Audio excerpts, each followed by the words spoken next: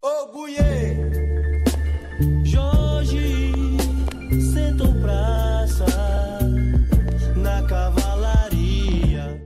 Saudações, camaradas engajados, bem-vindos à Audioteca Pátria Socialista. Sou da sua companhia. Uma audioteca ligada à ação popular revolucionária do PDT e que reconhece o trabalhismo como o caminho brasileiro para a construção do socialismo. Para que meus inimigos tenham pés e não me alcancem. Para que meus inimigos tenham mãos e não me toquem. A obra de hoje é Que Socialismo Almejamos, da Vânia Bambirra, 3 de julho de 1983. Capítulo 1. A proposta socialista e as críticas de direita e de esquerda. O PDT é o único dos partidos legalmente constituídos no Brasil que propõe claramente em seu programa o socialismo como objetivo estratégico, quer dizer, como a sua meta.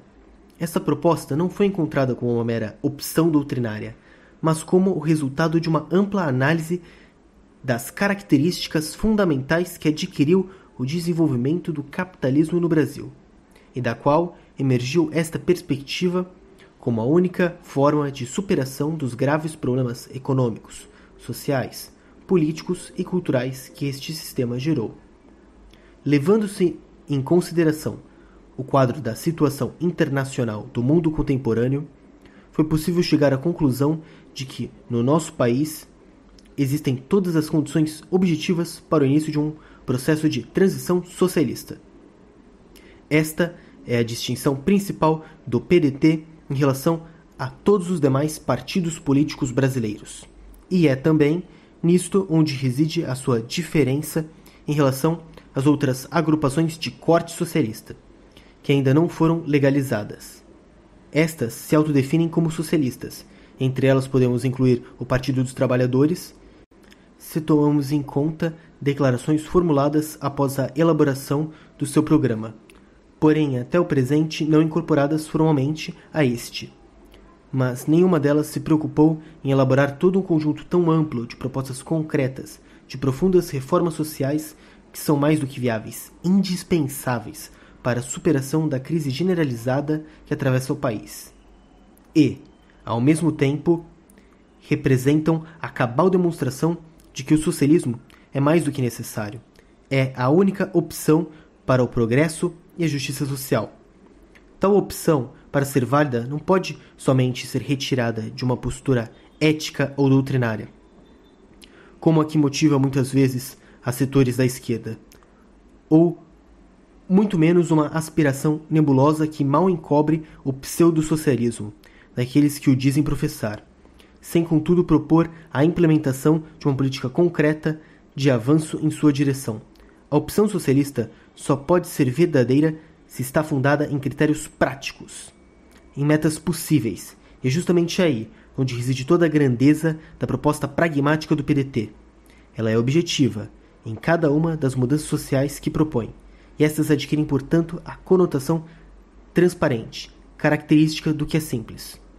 Ora, o objetivo e o simples são também necessariamente sinceros, e pensemos no conceito de sinceridade que utilizava José Marti. E estas são as explicações que devem ser buscadas por aqueles que querem compreender as razões do êxito do maior porta-voz deste programa, que é Leonel Brizola. Brizola é a simplicidade, a objetividade e a sinceridade. É a expressão de um programa que o povo confia porque entende e almeja. Porém, se o povo pode entender o programa, ainda é necessário que muitos esclarecimentos sejam feitos em torno do conteúdo da questão do socialismo. Pois, tradicionalmente, esse foi um tema cujo tratamento foi vítima de uma deformação sistemática e mal intencionada por parte dos defensores do sistema vigente, em especial durante o período de autoritarismo que sucedeu o golpe de 1964. A grande opinião pública foi formada no desconhecimento do que é o socialismo.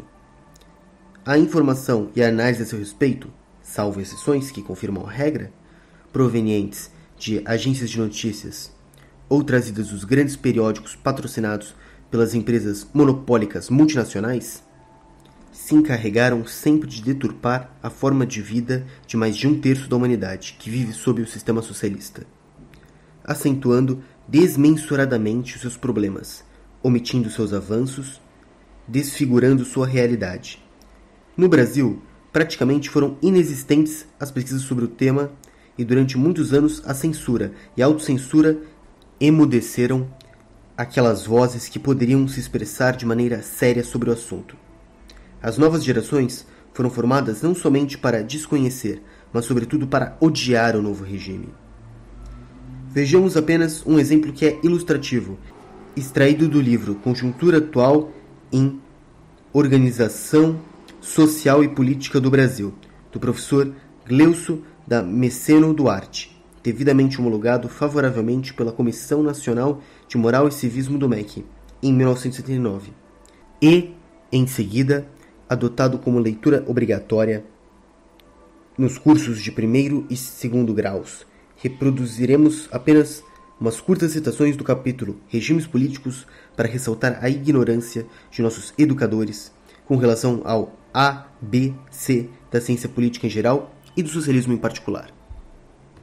Modernamente, o termo ditadura indica a concentração de poderes nas mãos de uma única pessoa que, tendo chegado ao poder por via legal ou por usurpação, governa como bem entende. Quer dizer, para este professor, as ditaduras, modernamente, não representam interesses de classes. Mas vejamos o exemplo racista que logo esgrime o autor aprovado pelo MEC.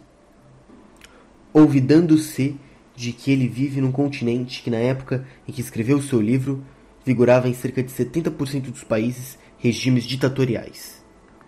Há no mundo contemporâneo numerosas ditaduras, sobretudo em estados menos desenvolvidos do continente africano.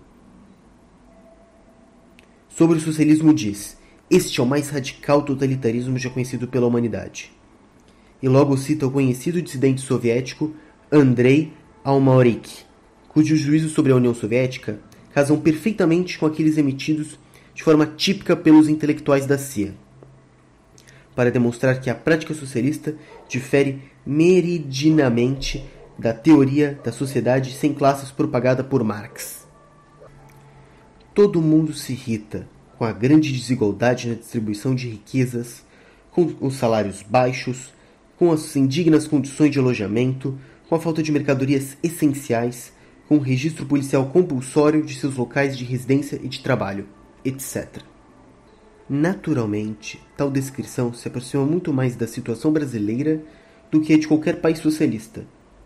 Se todo mundo se irrita porque não ocorrem nesses países quebra-quebras como os que acontecem em nosso país, não revela cinismo criticar uma inexistente concentração de renda alheia quando se vive no país que possui a maior concentração do mundo? Por outra parte, isso revela uma ignorância crassa de que nos países socialistas existem escalas salariais definidas que variam de 1 a 8, de 1 a 10. Quer dizer, o maior salário nunca ultrapassa dentro destes limites o menor. Ademais, os salários não podem ser considerados baixos, sem que se tenha em consideração para que eles são utilizados. Quem possui informação honesta sobre estes países sabe que o trabalhador não despende o seu salário para cobrir gastos de medicamentos, hospitais, educação, esporte, uma parcela mínima quando despende para habitação, transporte, lazer, e que os preços dos alimentos são tabelados, e que exatamente são estes os que não faltam à mesa das famílias, pois, quando são escassos, a sua distribuição é garantida para todos através do sistema de racionamento, e, finalmente, hoje já não existe mais problema de carência habitacional, que foi uma herança capitalista agravada pelas guerras. Qualquer pessoa medianamente informada sobre a história sabe que a União Soviética teve mais de 100 importantes cidades destruídas no curso da Segunda Guerra Mundial, mas que, nem por isso, as condições de alojamento de seu povo foram indignas como a das favelas brasileiras. E, qual será a incidência deste registro policial compulsório? Poderá se equiparar ao que faziam em nosso país durante o período da luta antissubversiva? Ou o que ocorre hoje nos bairros humildes, onde se vive a grande parte do nosso povo? Mas o chocante dessas citações do professor é o desprezo pelos fatos, pois hoje em dia nem mesmo os mais implacáveis críticos dos países socialistas, sejam de direita como de esquerda, deixam de reconhecer o alto nível do progresso material alcançado pelos mais desenvolvidos e de que os problemas básicos de sobrevivência já foram há muito resolvidos. O autor prossegue ainda com informações que desrespeitam a realidade, tais como: o Estado é o dono de tudo e o patrão de todos, demonstrando a sua ignorância da existência no socialismo de formas de gestão comunitárias, de autogestão, ademais da sobrevivência de mais ou menos amplos setores da pequena propriedade privada e da propriedade cooperativa. Refere-se ao partido único como característica do socialismo, ignorando que, nos países onde essa situação foi criada, se deveu a circunstâncias históricas particulares, que nem por isso os transforma em paradigma, como o estão a demonstrar outros exemplos da existência de pluripartidarismo em vários países socialistas. Tinha plena razão Maurice Stubb quando considerava que a subestimação por parte dos especialistas ocidentais das profundas mudanças provocadas pelo desenvolvimento social e econômico soviético se explicava em alguns casos pela mera ignorância, mas, em outros, por uma pura e simples racionalização de seus desejos.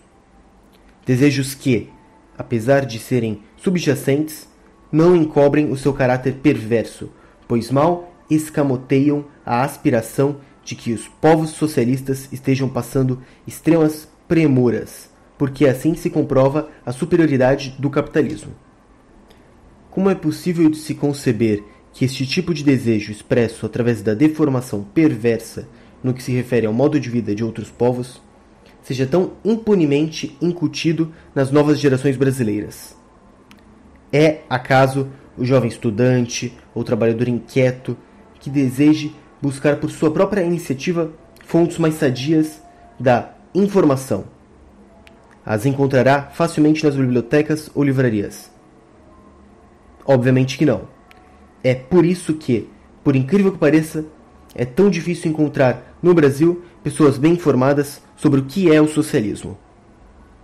É por isso que a crítica extrema e, portanto, desonesta ao socialismo real possui um conteúdo profundamente reacionário. Venha de onde provenha, pois se transformará de fato num instrumento irracional de formar atitudes pré-concebidas, céticas e contrárias às transformações sociais. Esta é a mentalidade que busca formar nas novas gerações.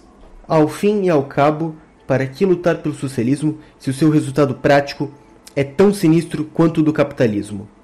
Ou, em outras palavras, seremos capazes de criar uma sociedade completamente distinta do capitalismo e do socialismo realmente existente? Ou ainda, é preferível o capitalismo porque neste ainda se pode protestar?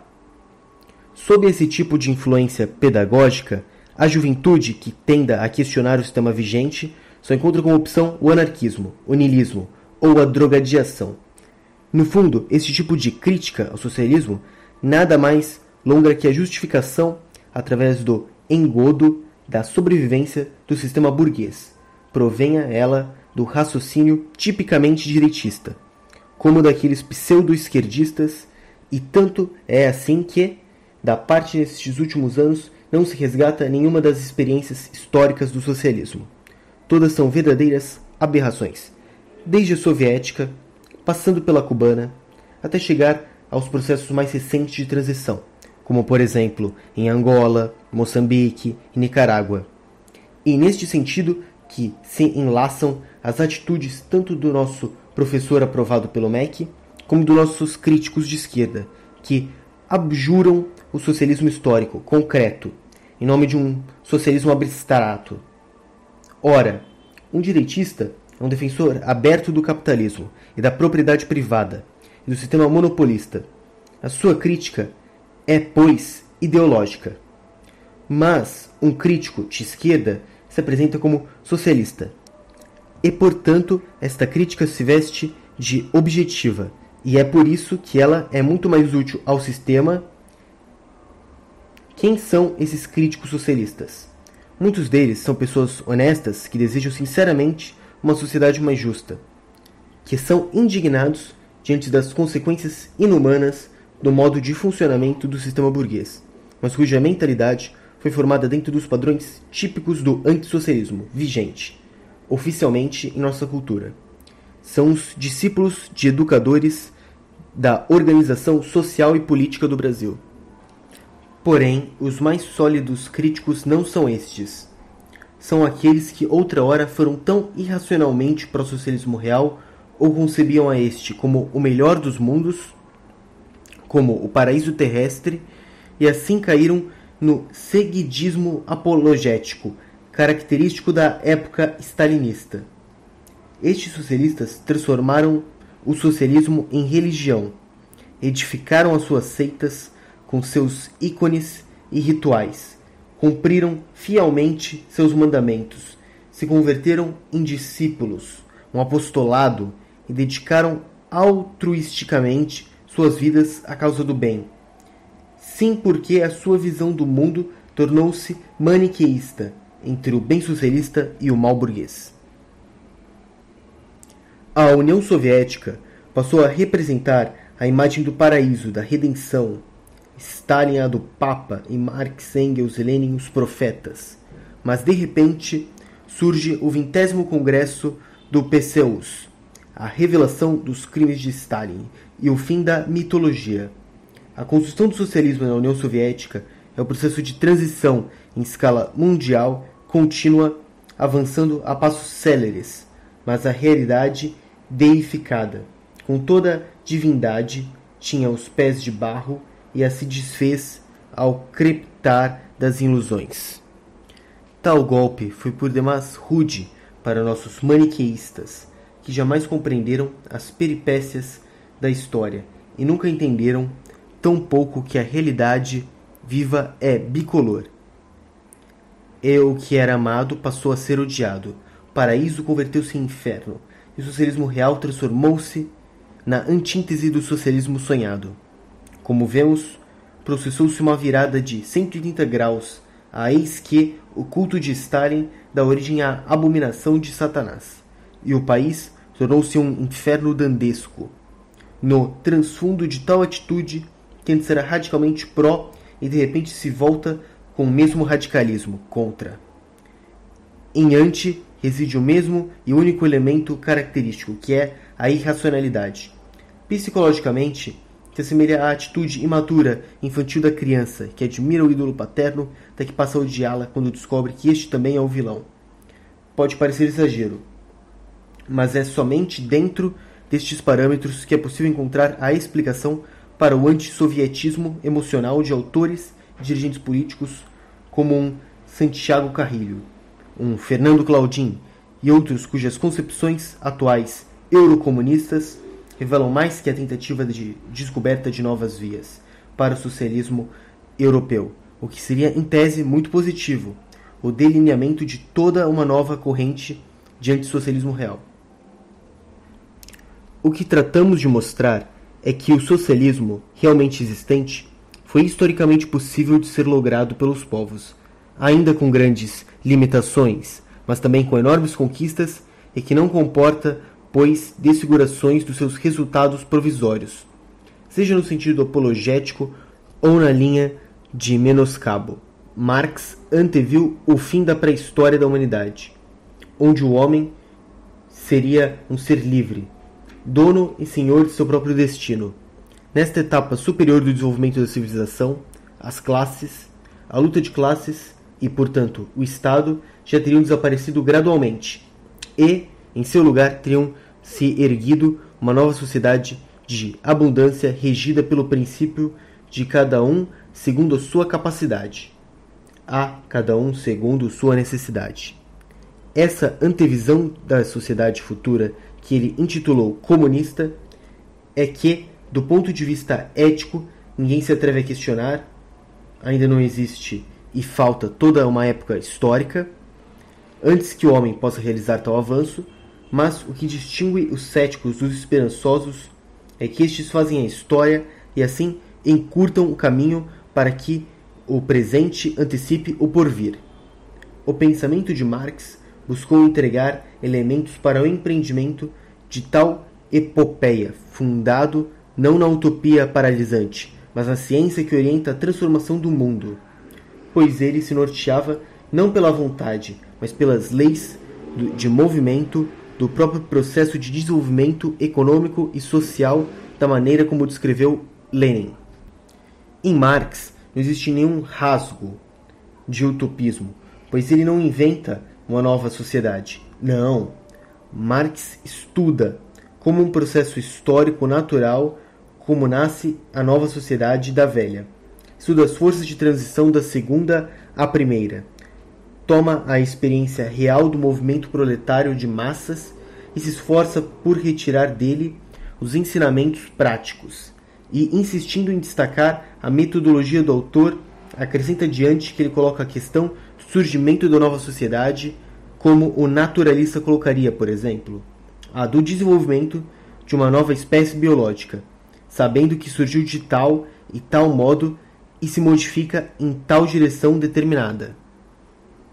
Mas a grande contribuição de Marx consistiu não somente na demonstração do sentido para o qual se encaminha o desenvolvimento da sociedade humana, mas também na sua capacidade de equacionar, em grandes linhas, as etapas de transição intermediárias que devem ser cumpridas até a realização de uma fase qualitativamente nova de organização social.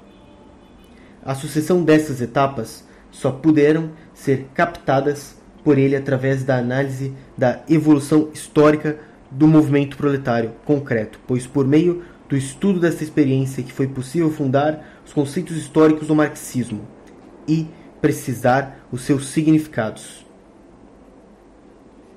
O que se intenta destacar aqui é que a metodologia marxista e, portanto, seu corpo conceitual são históricos, que, por ser assim, as suas abstrações do concreto são recursos analíticos para um regresso mais fundamental ao concreto, exatamente nessa forma de procedimento onde reside sua força como teoria científica da prática social. Por exemplo, Marx, em sua obra maior, que é O Capital, não estuda nenhuma sociedade capitalista existente. Ele trabalha com uma abstração desta mesma sociedade, exatamente para poder explicar o seu funcionamento puro com seus elementos essenciais e captar o sentido da sua evolução e superação. Tanto é assim que as classes médias não aparecem nesta obra e apenas no volume 3 são introduzidos os proprietários da terra. Contudo, o Capital jamais poderia ter sido elaborado se a sua abstração não prudecesse da realidade concreta, da existência viva de um capitalismo real, que ele estudou profundamente e que estava encarnado na sociedade real mais desenvolvida de sua época, que era a sociedade inglesa. Marx sabia que não é a anatomia do macaco que explica a do homem, mas ao contrário. Tanto na ciência biológica como na social, são as formas de desenvolvimento superiores que explicam as inferiores. E assim como a evolução do capitalismo permitiu a compreensão plena do feudalismo, somente desde a perspectiva do socialismo se poderá lograr o discernimento cabal da sociedade burguesa, da mesma forma que apenas da ótica da civilização pós-classes se alcançaria a perceber os caracteres provisórios da etapa socialista.